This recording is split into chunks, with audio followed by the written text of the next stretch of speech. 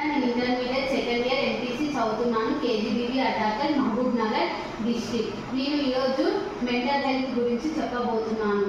మానసిక ఆరోగ్యం అనేది శారీరక ఆరోగ్యానికి ఎటువంటి సంబంధం అనేది ఉండదు. మానసిక ఆరోగ్యం కేవలం తమలో ఉన్న ఒత్తిడి కారణంగా ఏర్పడుతుంది. ఈ ఒత్తిడి వలన తమలో తాము ఎంతగానో కుమిలిపోతూ ఉంటారు. ఎదుటి వారికి కూడా ఇబ్బందులు కల్పిస్తూ ఉంటారు. మానసిక ఆరోగ్యం వారి పనులను చేసుకోవడానికి ఎంతగానో ఉపయోగపడుతుంది.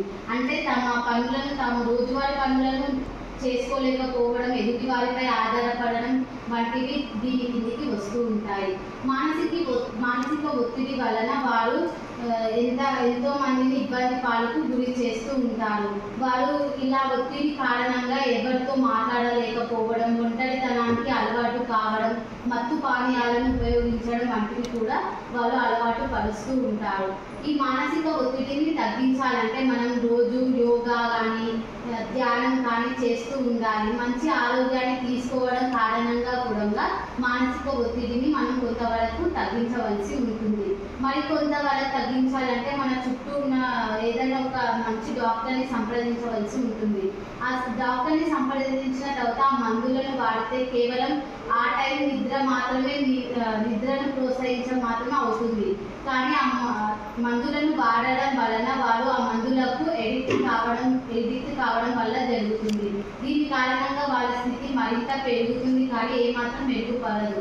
దీని వలన మనము మందులను ఎక్కువగా ఉపయోగించడం కన్నా సహజంగా అంటే యోగా లేదా ధ్యానం చేసి మంచి ఆహారం తీసుకోవడం వల్ల వీటిని తగ్గించుకోవాల్సి ఉంటుంది. ఈ మానసిక స్థితి ఉన్న వాళ్ళు ఎక్కువగా ప్రజల్లో కలవలేకపోతుంటారు. వారి కుటుంబ సభ్యులతో కూడా మంచిగా ఉండలేకపోవడం వల్ల ఈ మానసిక స్థితి ఏర్పడుతుంది. 2019 నాటికి ప్రపంచవ్యాప్తంగా 970 మిలియన్ల కేసులు నమోదైనట్టు మనకు వివరణ చెబుతుంది. 2020 నాటికి ఈ మానసిక ఒత్తిడి అనేది ప్రపంచవ్యాప్తంగా 2వ స్థానంలో ఉంది. దీని కారణం మనుషుల్లో ఉండే పేదరికం, కుటుంబాల నియంత్రణను వారు సరిగ్గా చూసుకోలేకపోవడం వలన ఇది ఏర్పడుతుంది.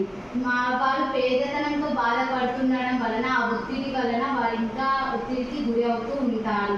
వీటిని నివారించడానికి వారు ప్రశాంతంగా ఉండాలి, ఎదుటి వారితో మంచిగా మాట్లాడుతూ ఉండాలి, వారి కుటుంబ సభ్యులతో సమయాన్ని ఎక్కువగా గడుపుతూ ఇతరులతో మంచిగా మాట్లాడుతూ ఉండడం వలన ఈ స్థితిని మనం కొద్ది వరకు తగ్గించవలసి ఉంటుంది. ఇలా ఉన్న ఒత్తిడి ఉన్న వారిని మనము ప్రపంచంలో ప్రత్యేకమైన వారిగా చూడడం కంటే మనలో ఒకరిలా చూసి వాళ్ళ ఒత్తిడిని తగ్గించవలసి ఉంటుంది. ఈ కారణంగా వారు మత్తు పానీయాలకు ఎక్కువగా అలవాటు అవుతుంటారు. దీని కారణంగా వారు తమను లేదా తమ చుట్టూ ఉన్న వారిని గాయపరుస్తుంటారు.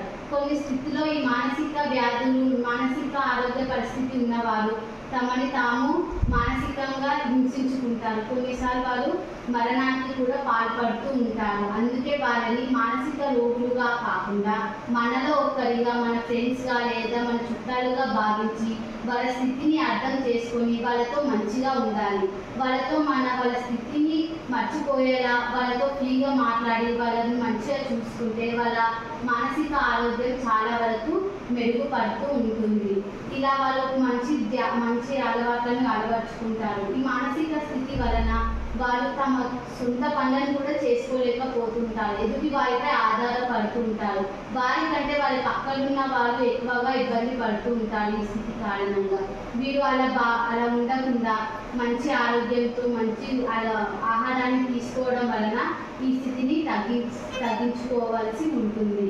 ఇలా ప్రవర్తించే వారిని మనం మంచిగా చూసుకుంటూ ఆరోగ్యకరమైన ఆహారాన్ని అందించి చేయవలసి ఉంటుంది. 2020లో ఈ స్థితిని రెండవ మానసిక వ్యాధిగా 2వ స్థానంలో ప్రకటించినప్పుడు దీనిని వైద్యులు చాలా వరకు అతిపెద్ద మానసిక ఒత్తిడిగా గుర్తించారు. దీనికి కారణంగా ఎన్నో మానసిక ఒత్తిడి కేంద్రాలను ఏర్పాటు చేశారు. వారికి ప్రత్యేక చికిత్సలను ఏర్పాటు చేసి వారి మానసిక స్థితిని తగ్గించడానికి ఎంతో మంది ప్రయత్నిస్తూ ఉన్నారు.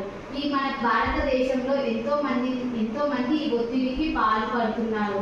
ఈ ఒత్తిడి కారణంగా కుటుంబ నియంత్రణను వారు చూసుకోలేకపోవడం, విద్యలో ఎటువంటి అవగాహన లేకపోవడం వలన, వారికి మానవ హక్కుల గురించి ఎటువంటి అవగాహన లేకపోవడం వలన వారు ప్రపంచంలో చాలా వరకు ఇబ్బందులు ఎదుర్కొంటూ ఉన్నారు. ఇలా వాళ్ళకి అన్ని ఇబ్బందులు ఎదుర్కోకుండా వాళ్ళ మానసిక స్థితిని తగ్గించడానికి మనం మన చుట్టూ ఉన్న వారిని ఎదలాడిగా చూసుకోకుండా వారిని గౌరవంగా మంచిగా వాళ్ళకి తగ్గేలాగా చూసుకుంటూ ఉండాలి. Thank you.